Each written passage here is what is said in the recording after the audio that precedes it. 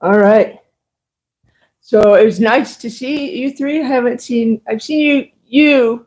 I haven't seen you in like, I don't even know how long. And then you, like you said, like two years. Wow. All right. Very nice.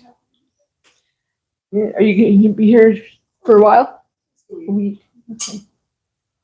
All right. Are you living in Austin? Mm-hmm. Nice. To Austin, Texas? Yeah. Like there's some other Austin that I know. Okay. So tonight I want to talk about the ecology of the mind. Ooh, yes. So first I want to ask, can somebody tell me what is ecology? Anybody? The maintenance of the landscape, the study of the landscape and the interactions between the elements. Very good. Yeah. Yeah. So it's the way organisms interact with their environment, right? Let's see the actual definition. I Googled it. It says branch of biology that deals with the relations of organisms to one another and to their physical surroundings.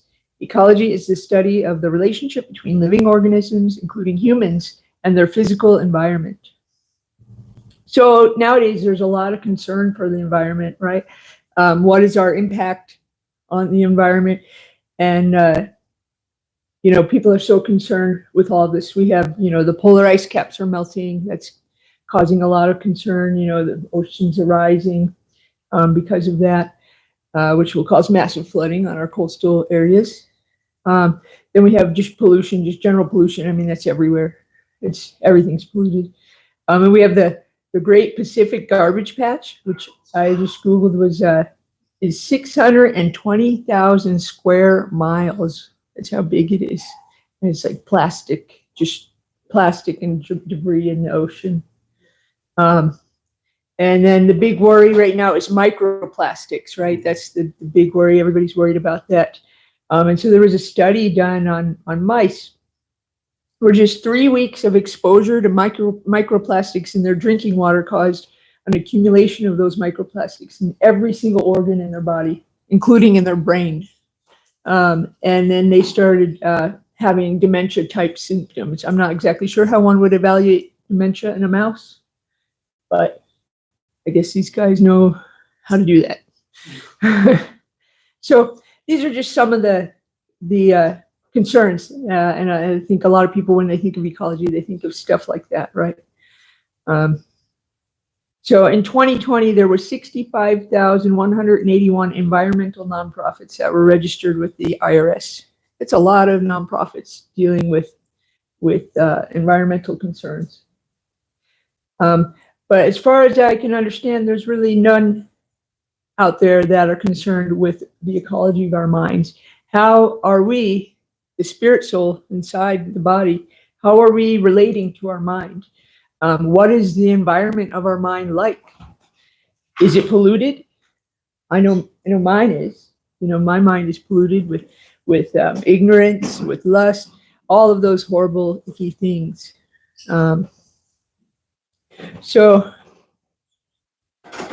Bhagavad Gita 6:6 says, "For him who has conquered the mind is the best of friends. But for one who has failed to do so, his mind will remain the greatest enemy."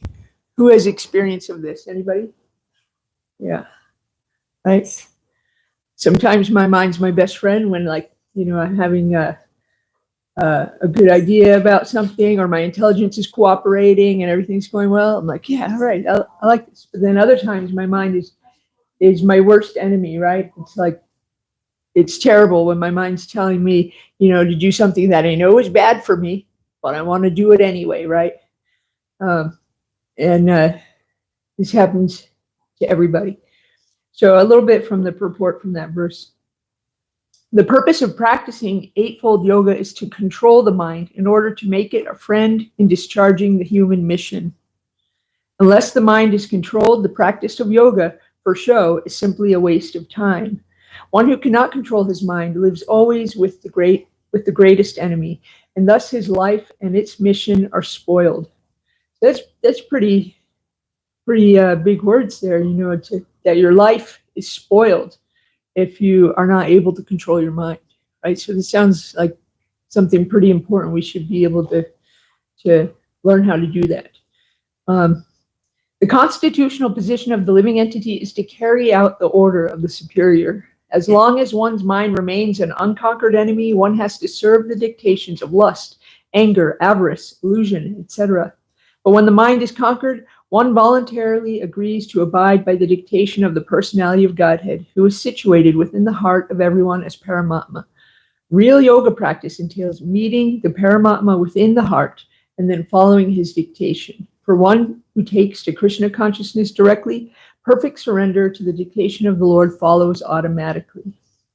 So at the beginning of this purport, it said that thus his life and its mission are spoiled. And then later on in the purport, it says that when the mind is conquered, one voluntarily agrees to abide by the dictation of the personality of Godhead. So that's our mission of life right there. So how do we conquer the mind? Does anybody have any thoughts on that? Understand that you're not. Understand that you're not your mind, not your body. Yeah. Anyone else? Bhakti and awareness. Bhakti and what? Awareness. And awareness. Yeah, good. Yeah, Lavanga? Really by what you put in your mind. Yeah. That's kind of what helps you conquer. Yeah. I found this is it, at least for me, because I'm not so advanced, it didn't always go up. So if I'm putting something positive in my life. Yeah, that's so apparent, like with news cycles and stuff, especially I remember in the run up to the 2020 election, the news cycles were very intense and families were splitting apart because, one person's watching this news source and they're saying this, and then another person in the family is watching this news source and it's saying something completely different. And these people are arguing and fighting, right? And really, before that, they didn't have these huge problems, I mean, maybe they had littler problems, but now they're putting all that stuff in their mind and then it's coming out as just verbal garbage just coming out at their friends and family members, splitting them apart. Kirtaneshwar Garangadas. There was one great Acharya Shabaki said, keep their mind with the shoe. And what at night? Brooms together. Yeah, yeah. I always forget if it is the broom in the morning or at night, or is it the shoe? But shoe in the morning, broom at night. Okay. All right. I got to remember that. Remember that your head is not your mind. Yeah. The technique that I recently learned from my guru was, have a japa, have some kind of mantra, right? And then repeat or try to channel that whole mantra on the inhalation and then again on the exhalation, and do it in such a repetitious and intense way that eventually that mantra becomes like a beach, like a seed mantra inside your mind. Mm. And then it keeps playing throughout the day. Yeah. And that way it's always your focal point of awareness. Yeah. It's always great to really intensely focus on those mantras, on a mantra when you're chanting, for sure. Okay. Anyone else have anything they want to add to that? All right. So how do we conquer the mind? So we're not going to get there yet, but Bhagavad Gita 6:26 says, from wherever the mind wanders due to its flickering and unsteady nature, one must certainly withdraw it and bring it back under the control of the self. So right there, it says our mind is flickering and unsteady. That's the nature of the mind. It's flickering and unsteady. And we can see this, who here has had like their very first love or first relationship? Who's had that? Okay. Who here's still with that person? Oh, none of us. High school music. Okay. Right. It's because our minds are flickering and unsteady. Huh? I'm sorry to bring up open those old wounds. I'm sorry. So yeah, that's because our mind is flickering and unsteady. And so when our mind wanders, especially like you were saying, like when we're chanting japa, we're focusing on a mantra. If our mind wanders, you want to bring it back to the focus of that mantra. So the nature of the mind is flickering, unsteady, but a self-realized yogi has to control the mind. The mind should not control him. So many people, their minds, or I mean, most of us, our minds are controlling us, right? You know, my mind always telling me, like, it's okay, you can eat a second piece of cake, that's okay, you know. but really, that's not very healthy for me to do that. But I do it anyway because my mind, I don't have the control that is necessary right now to say no. Although sometimes I do. So one who controls the mind and therefore the senses as well is called a Goswami or Swami, and one who is controlled by the mind is called a Godas, or the servant of the senses. Goswami knows the standard of sense happiness. In the transcendental sense happiness, the senses are engaged in the service of Rishikesh, or the supreme owner of the senses, Krishna. Serving Krishna with purified senses is called Krishna consciousness. That is the way of bringing the senses under full control. What is more, that is the highest perfection of yoga practice. So by using all our senses to serve Krishna, our senses will be satisfied. And that's also how we can control that flickering and unsteady mind, by doing that. So Bhagavad Gita 6:19 says, as a lamp in a windless place does not waver, so the transcendentalist whose mind is controlled remains always steady in his meditation on the transcendental self. So how do we control the mind? Okay, we heard to engage our senses in service to Krishna. But even Arjuna had trouble with this, right? Arjuna says in 6:34 of the Bhagavad Gita, the mind is restless, turbulent, obstinate, and very strong. O Krishna, to subdue it, I think, is more difficult than controlling the wind. So has anybody here tried to control the wind at all? Or maybe tried to fly a kite or anything like that? Yeah. Yeah. Did you do a good job? It worked good? Half the time. Half the time? Okay. So you weren't even trying to control the wind. You're just sort of trying to surf the kite on the wind, and even that was difficult. Yeah. I've never flown a kite. Yeah, Lavunga. So anybody who's lived on a beach knows. Yeah. I have a really, to me, I think this is like the funniest story, but it's probably not that funny, but I'll tell it anyway. A few years ago during the LA Rath Yatra, Sureshwar Prabhu, our own Uncle S, and I both realized that we had japa left to chant. And so we decided, the LA Rath Yatra is right there on the beach. And so we decided we're going to walk out to the water line and like sit there and chant our japa. And we're like, I'm sure he's probably thinking much like I was, like, oh yes, it's going to be so beautiful. We're going to, hear the ocean waves and the seagulls, and it's just going to be really wonderful, right? And so we get out there and we sit down in the sand and we start chanting our japa, and this sand is just getting blown right in our faces and like filling our ears and our eyes, and just like, we're being sand blasted. And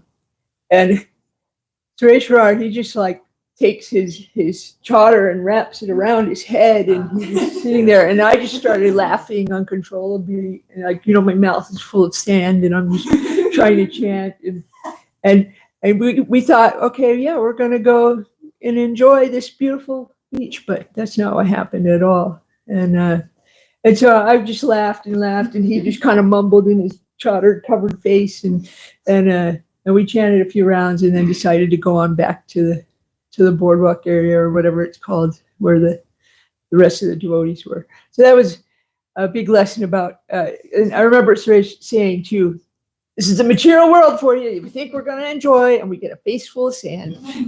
So, yeah. All right. So what are some benefits of controlling our mind, of cleaning the layers of accumulated dust, which is lust and ignorance, off of our mind? What are some of the benefits we can get from that? Does anybody have any answers? Yeah. You see truth. Yeah, very good. Maya's removed. Yeah. What else? Yeah. Say like less conflict. Less conflict. Or people were like in this intention and maybe would fight each other. Yeah, yeah. That's good. Mary Sachi, Feel better. feel better? You'll feel better. Yeah, you'll feel better. That's right. Right. Any more? Oh, Peaceful. Peaceful. Yeah, that's good. Very good. Unless someone's taking all the Mahaprasadam, and then I'm not very peaceful. Do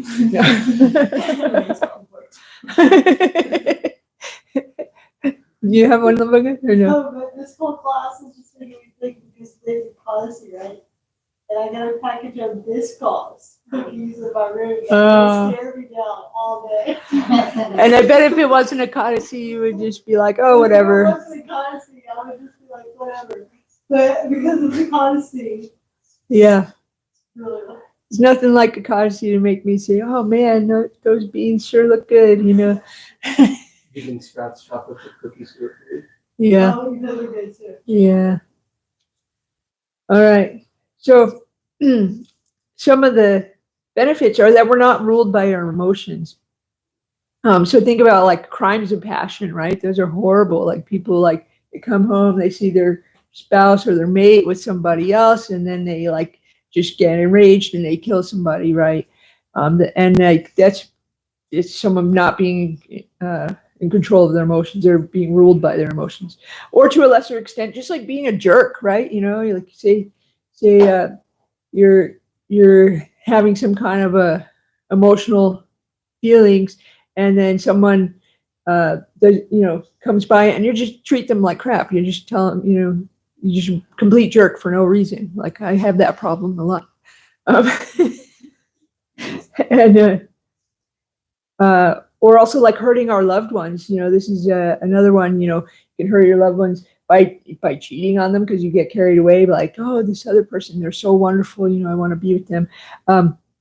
Or alternately, you might get involved with somebody before you even really truly know what you want, and then you end up in a situation where you're in a relationship with somebody and you don't want to be, and then you end up having to break it off with them. And so that's hurtful. And these are all because we're not in control. We're not controlling our mind and our emotions. And another really, really kind of mundane example is: did you ever have a salesperson that like sold you something that you actually didn't want? Yeah. Right. Yeah. And look what happened to you. Yeah. If you had been able to control your mind, perhaps, then what? I mean, you got a book and you also got moksha. It's a down payment.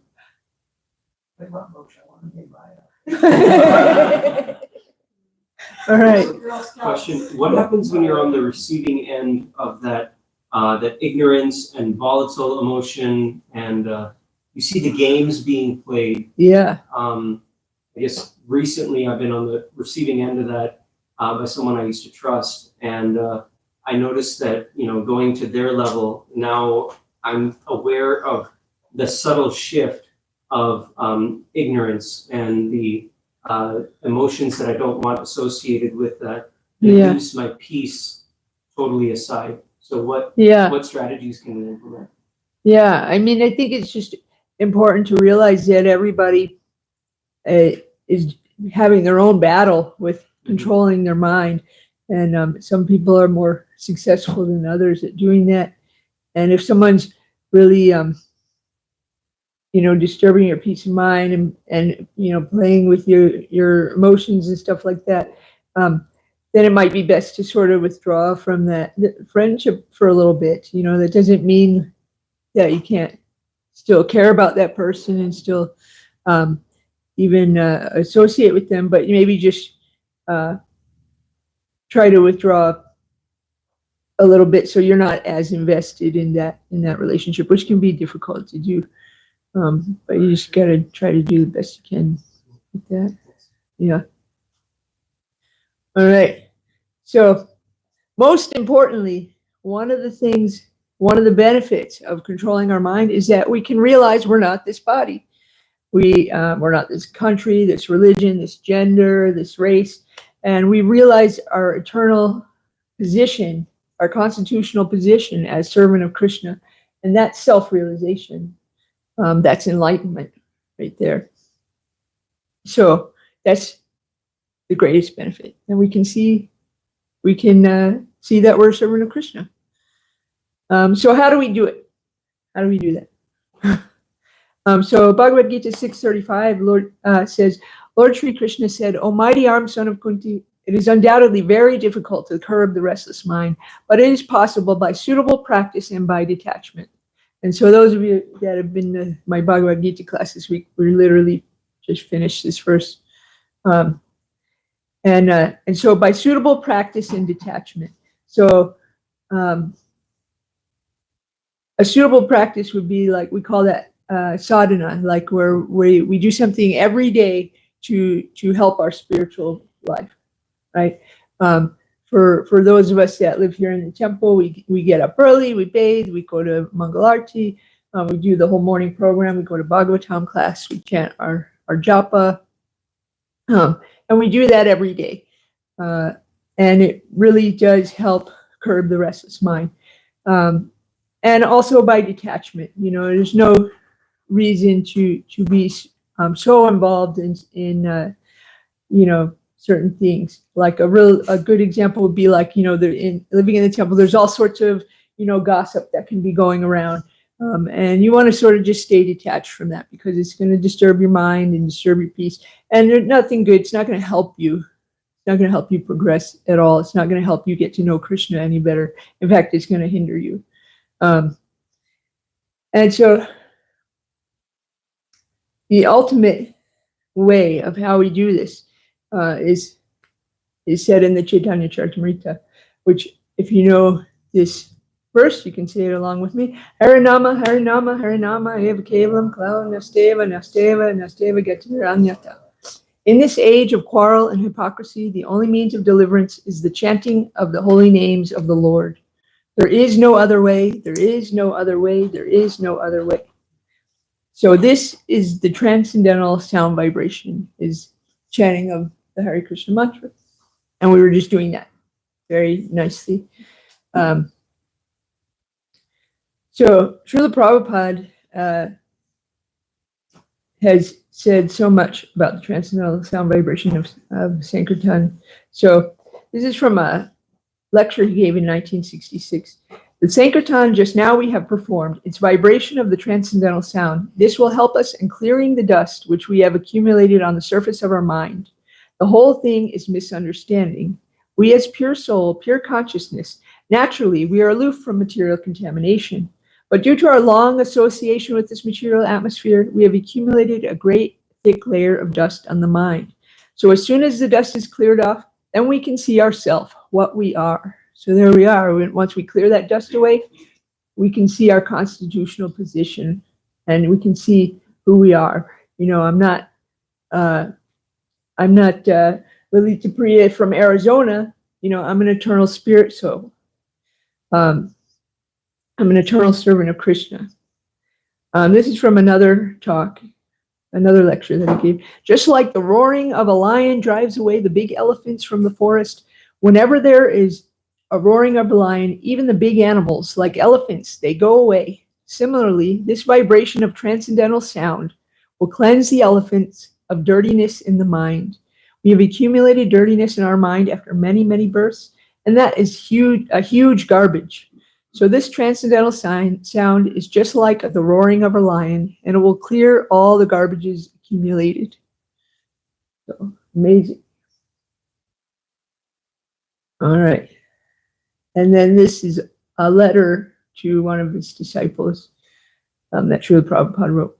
By repeated chanting of this transcendental sound vibration, dirty things in the materialistic mind become cleansed. The dirty things in the materialistic mind are the modes of passion and ignorance. And when the modes of passion and ignorance come in, although the process of cleansing is not yet completed, the modes of goodness become prominent. This means that the propensity of being lusty and greedy diminishes, and one can be fixed up in the devotional service of the Lord. When one is fixed up in the modes of goodness and devotional service of the Lord, he can factually understand his constitutional position, and that is his liberation. So, wow, that's pretty heavy-duty statements about the power of the transcendental sound vibration.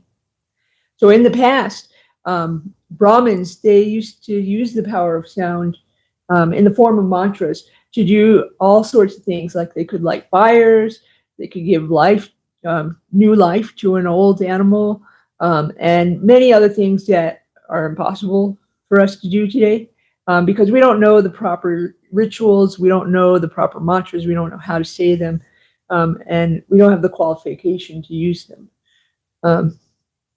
And so in the past, let's see,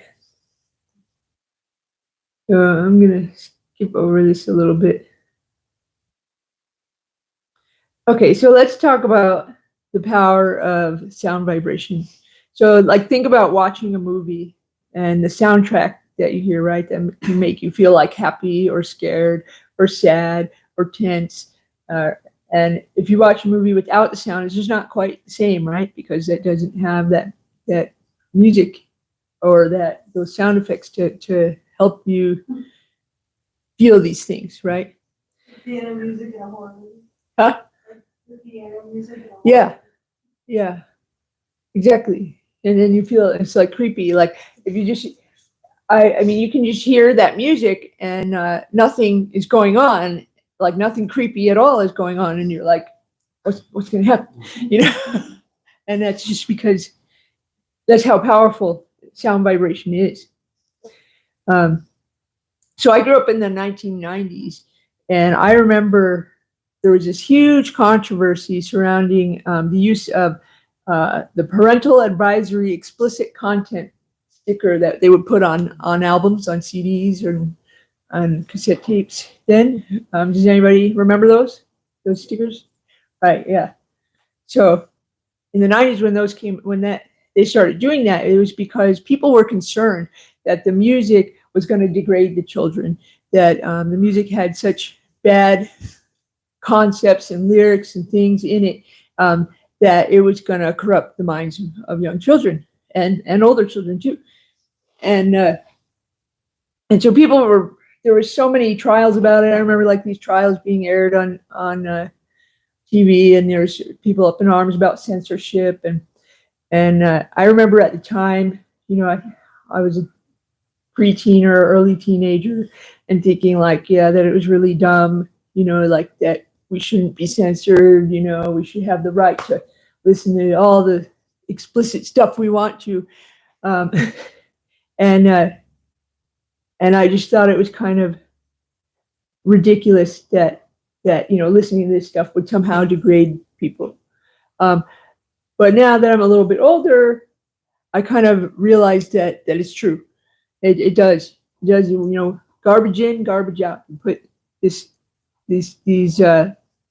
explicit song lyrics in your ears, then you're going to have them come out at some point. Maybe not the exact same lyrics, but you become desensitized to these different concepts of, you know, all sorts of things: intoxication, you know, illicit sex, stealing, violence, all that stuff. And also, you can see our culture just in the short time that I've been alive, how it's degraded quite a bit in the last, you know, 40 years or so. When I was a very little kid in the 80s, it was still pretty taboo to have a child out of wedlock. That was considered pretty taboo. It doesn't mean it didn't happen. It certainly did. But it was considered, you know, not the greatest thing. And now that's pretty much the norm, is to have a child out of wedlock, right?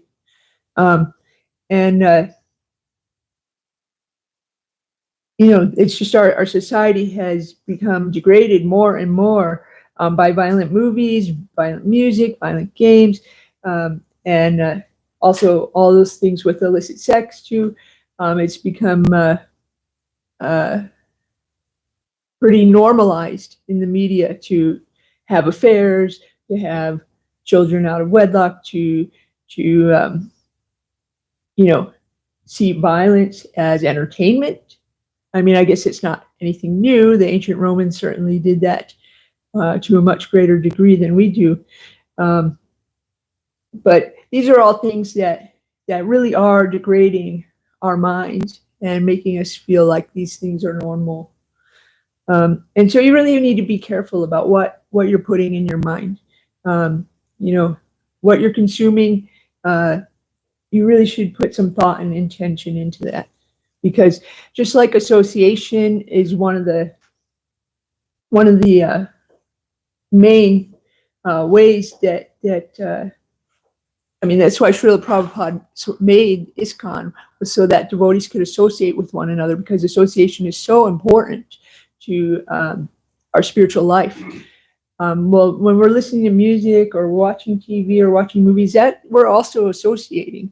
So you want to choose your association very carefully, and choose, is this going to help my spiritual life, or is it going to hinder it? So, okay, so there was, I meant to bring these pictures and I didn't bring them. Okay, so there was a study done. There's been several studies and experiments done with plants and music. I'm sure you've heard of these studies, right?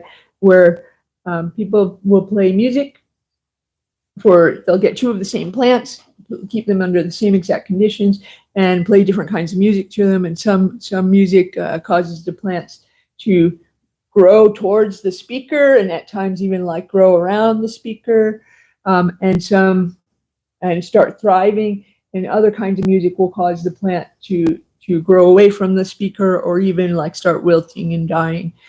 So plants, apparently they prefer classical music. They don't like rock music. So and I did have pictures of this, but I left them in my room, so I'm sorry. But you can just Google it, and it's pretty amazing. There was also this doctor, his name was Dr. Emoto, and he did some experiments with water, where he would write on, or he would say nice things to one portion of water, and then he would freeze it, and he would take pictures of the crystal that would form, and then he would say something not nice to the water and freeze it and take pictures of the crystals that formed. And what was really interesting is that the water, that he said something like love, to form these really beautiful nice crystals that look like stereotypical snowflakes you see, just really beautiful.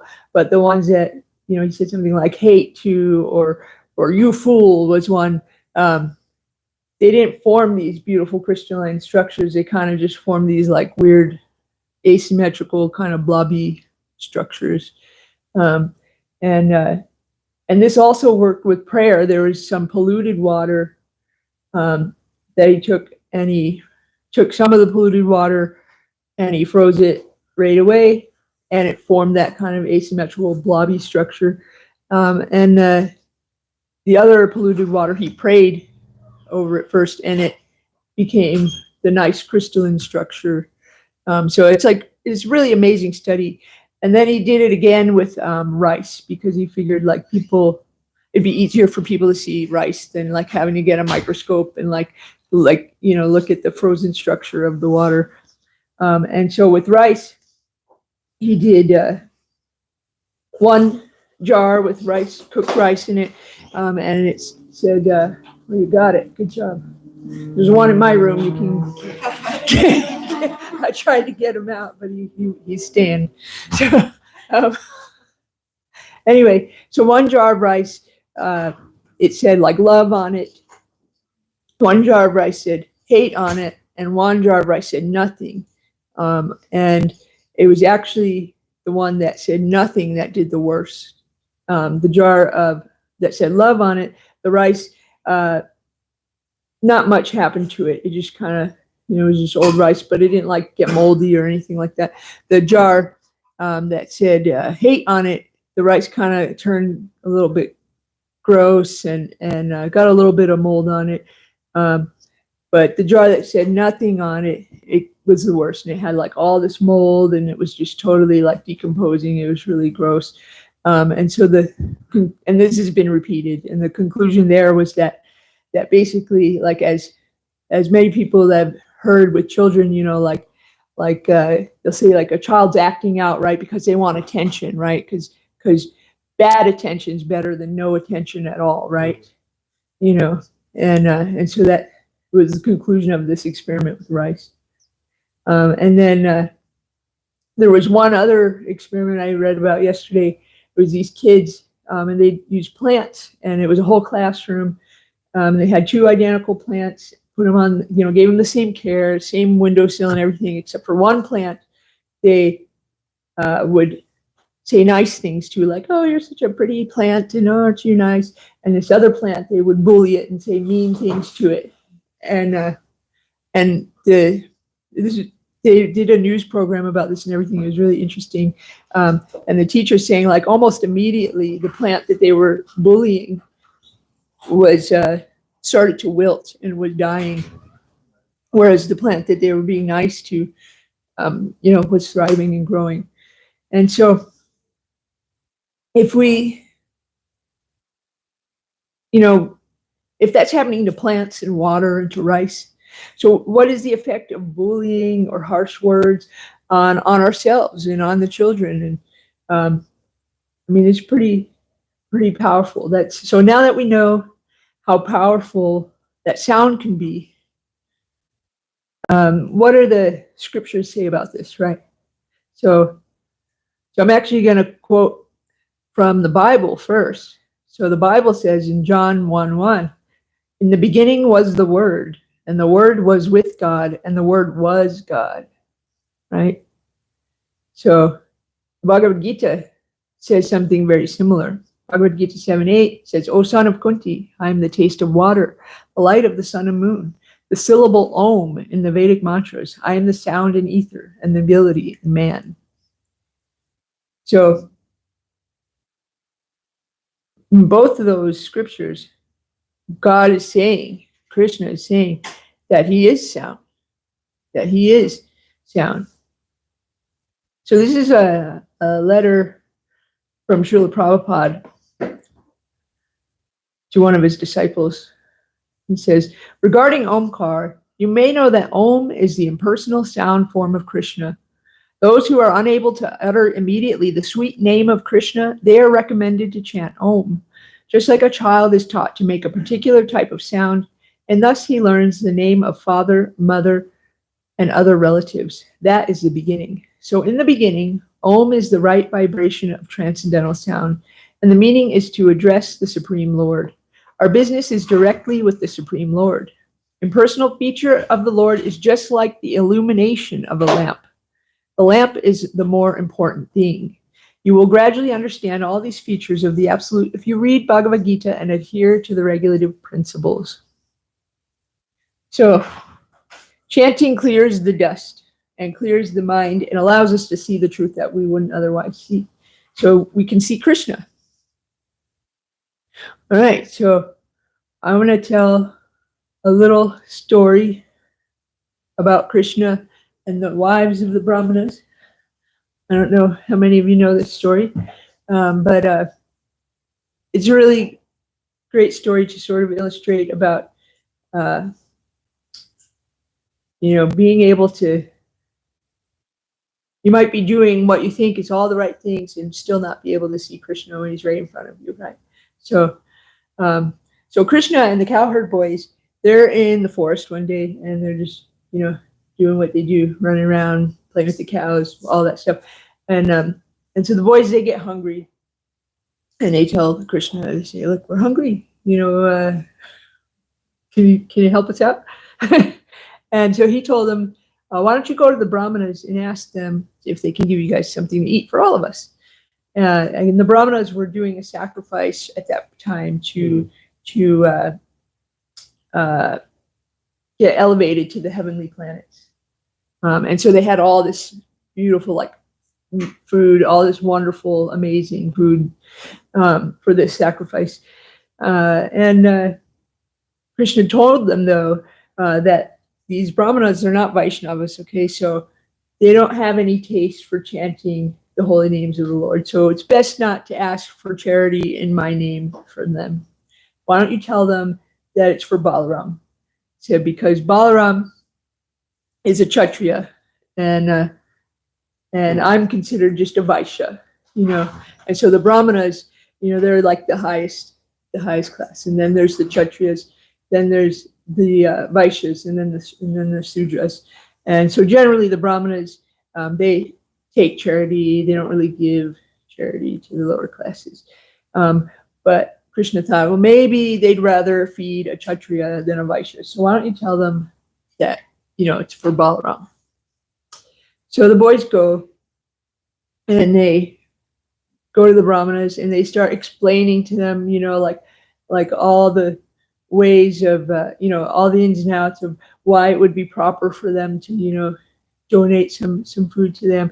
But the Brahmanas, like, they don't even talk to them. They just don't even, like, they don't hear them. They don't even talk to them. They probably hear them, but they just ignore them. So Ghosting. yeah, ghosting, exactly, yeah. so then the boys, they're pretty upset by this. You know, one, they're probably hangry too, you know. It's like, what the heck? These guys just they're ignoring us. So they go back to Krishna and they say, you know, they wouldn't even talk to us. And Krishna says, okay, don't worry about it. You know what? Why don't you go to their wives? Their wives are great devotees of mine. Why don't you go to their wives and ask them? And this time you can tell them that it's for Krishna. And so the boys, they go and they see the Brahmana's wives.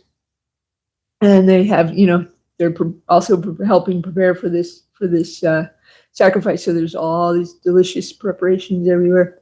And so as soon as the boys asked, the wives jumped up and they were eager to help. As soon as they heard it was for Krishna, they were eager to help. So they packed up a great feast, all these beautiful preparations, and they decided they were going to go with the boys to go see Krishna in the forest. So as they're getting ready to go, their husbands and their fathers and their sons are like, wait a minute, no, like, you guys can't go. And all these wives, they're like, oh well, we're going anyway. So they don't listen, which was pretty shocking, actually. So for those women that generally, you know, would listen to their husbands and their wives, to their husbands and their fathers and their sons. But this time, you know, once Krishna was involved, they were ready to discard all their family ties just to go see Krishna.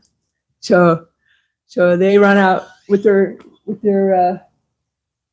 you know, all their feast that for the boys, and they go and they see Krishna, and there's Krishna and all his beauty and all his glory in the forest, and they're serving him the food, and their husbands followed them. Their husbands and their sons and their fathers followed them, and so then they're in the forest too, and then they see Krishna, and then they suddenly realize their mistake, and because they see Krishna face to face now, and they realize their mistake, and they also realize that their wives are actually far more advanced than they are, and they're saying, wow, you know, we supposedly know, you know, all the Vedas, we know all these things, but yeah, we missed the whole point. And so they realized that their wives are much more advanced, and they also got to see Krishna face to face. So it ended up being good. So the whole I guess my whole point here is that if we focus on the ecology of our minds and help others to do the same, then we don't need to worry so much about the ecology of the planet, of our environment, because that will automatically happen.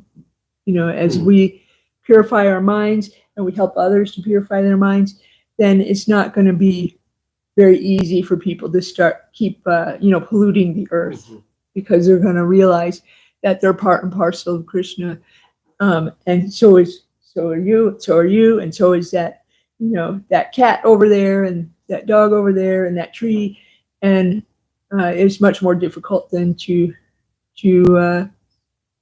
exploit those things. So, all right. Is there any questions or comments or discussion? Anybody want to comment, or does anybody have a story about their mind getting away from them? I'm sure you do. I see you guys are laughing. Why? I see. Yeah, the one guy. Oh my gosh, yeah, every day actually, my mind was getting away from me, all day today, actually. I was like trying to read and I was getting distracted and getting on to something else. Different news would pop up on my phone, like, oh, let me check that out, you know? And then this afternoon, I went to the Bhagavatam class online and just having like this discussion about, like, we're on first canto, so we're having this discussion about, Shukita Goswami Maharaj Krishna, and just being in that association and being with that sound vibration, it kind of brought my mind back around. Like, I couldn't do it on my own. Like, like when a group of people, we all kind of got together and started discussing that sound vibration, and it overpowered whatever I had going on. Yeah. And I was able to kind of like just relax the mind. Because before it was going here, there, everywhere. I mean, I've got different worries, different things. I won't even bore you with all that. But yeah, I mean, just being in that group and hearing that sound vibration. Yeah. I was able to kind of calm down, relax, see things for what they were. And it was almost like everything they said was exactly what I needed to hear in that moment. So, like, in terms of sound vibration, the Shastras describe that there's two types of kirtan. There's chanting of the holy name, and there's reciting Srimad Bhagavatam and other literatures. So, both are very wonderful for helping control the mind. Yeah. I too have that experience. I was trying to prepare for this class for like 4 days, and my mind was just not cooperating, and I was just I'm like praying to Krishna and to all my deities, like, please help me out here. Like, I can't just like wing it. But then I just listened.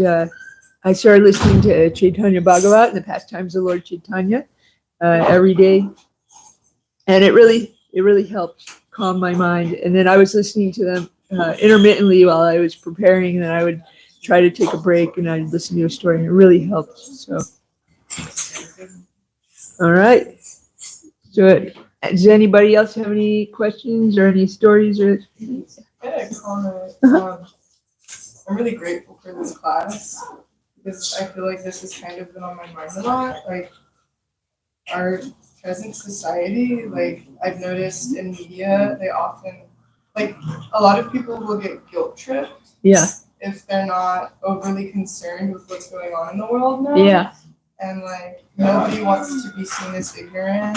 Right. Or as, like, careless. And I've been, like, thinking about, like, it's, like, I've had people tell me, like, living in the ashram, like, oh, that's a cop-out. Yes. It's actually kind of, like, the opposite. Like, if more, like, humanitarian movements or whatever were concerned with this aspect of life, like the spiritual and like the self and Krishna, then like everything would go so much more balanced and smoothly. Yeah. So I think this class has been a great reminder of like I don't have to feel guilty for like practicing spirituality. Yeah. Yeah, because this is like, if helping someone to become Krishna conscious, that's the greatest humanitarian work that there is, right? Because all those other humanitarian pursuits, of course, I don't want, dolphins to die and become extinct. I don't think they're endangered, but you know what I mean? Like, I don't want I don't want the environment to be polluted. But until we change the consciousness of the people, we can clean it up. We can save all the animals we want, but the same thing's going to keep happening because that consciousness is still the same. right? That consciousness of trying to lord it over nature and trying to you know, use the Krishna's property for our own gain instead of for what it's intended for, which is to serve Krishna. Yes, Lavanga. I just, what you were saying, it just reminded me, or forget, I just saw, because you know, like, there's a lot of people that are really into the environment, and I had a lot of friends that were like really into like making sure everything was recycled and this. Yeah, And I just saw like this, report somebody did when they investigated what happens to a lot of recycled plastic. yeah, And it actually doesn't get recycled. yeah, It just, like, it's like a scam. It just ends up in a landfill or in the ocean, like with Yeah. everything else. And there are places where people are actually paying to recycle. yeah, You have to pay for it. It's like a service you have to pay for. It's not like with like garbage or whatever. It's just a separate thing. So and like their stuff is actually not really getting recycled. It's just kind Yeah. of getting thrown away. yeah. One of my friends many years ago, their family owned a garbage company, a garbage disposal company, and a lot of my friends got jobs working for them because it paid really well, and it was, you know, our friend's family, and they told me what happened. They would pick up the recycling, they would take it out to the coast, put it on a boat, and then it got dumped in the ocean. And that's what they did with the recycling every week. So I don't know that that's every garbage disposal company, but I remember being really shocked and saddened and appalled by that. And so again, until we change the consciousness, that kind of stuff's going to keep happening. So we could clean up the ocean and save the animals, but we're just going to get messed up again. I don't think I'm going to have it. I'm like, no, I'm sorry. Yeah. So the body and the mind, I've noticed, cling on to what their interpretation of life is, and that is survival. It isn't necessarily living with, things our soul recognizes as ideal, right? And when we're in that constant state, it's, we've convinced ourselves that death, failure, these are permanent, or that these are, bad things inherently. Cookies. That'll help me send cookies. We think of these things as permanent and as something to avoid, but I've come to realize recently that pain is the door, and that pain can take many forms, right? And what we define as pain is merely sensation, right? Mm-hmm. And that with any of these states, letting go of that control over comfort, mm-hmm. and then embracing the discomfort, embracing something that you intuitively feel can help you grow, that helps to separate the mind, the body from the soul, because that's the central recognition that we need in order to, I think, look at things impartially from the observer entity, right? Recognizing the subtle patterns of the mind, the subtle sensations that precede any emotion. Because when we're already feeling that emotion, what we do is we label it. We mm-hmm. say, oh, this is sadness, this is discomfort. Right. But what we're doing is we're perpetuating a cycle of suffering. Mm-hmm. And when we grow in awareness, through any practice, like my practice is, meditation, right? I don't do much japa, I don't do much mantra, but starting to get into that. I've noticed, in my living experience, that certain things that I would not recognize as causing me suffering are now causing me suffering. Mm-hmm. So recognizing that, this deep conscious awareness is not self-delusion. Mm-hmm. It's enlightening the self to the true nature of what exists, because that suffering exists regardless. But when we open our eyes, we're doing the work for our next life or for, the lives ahead. Yeah. Yeah, something you said reminded me a little bit of, for most of my adult life, I struggled with depression, and I would try to get treatment from all these mental health providers, and nothing really worked. And they'd put me on some kind of antidepressant or something, and maybe it would work for a short period of time, but it would ultimately stop working. And I just remember thinking, like, depression just seems like a real natural reaction to the stuff that we're dealing with in our society. And it just seems to be a great disservice to try to say it's like, it's this unnatural state of being. Because I don't know, like we discussed, there's a garbage patch in our ocean that's like 600,000 miles big. And there's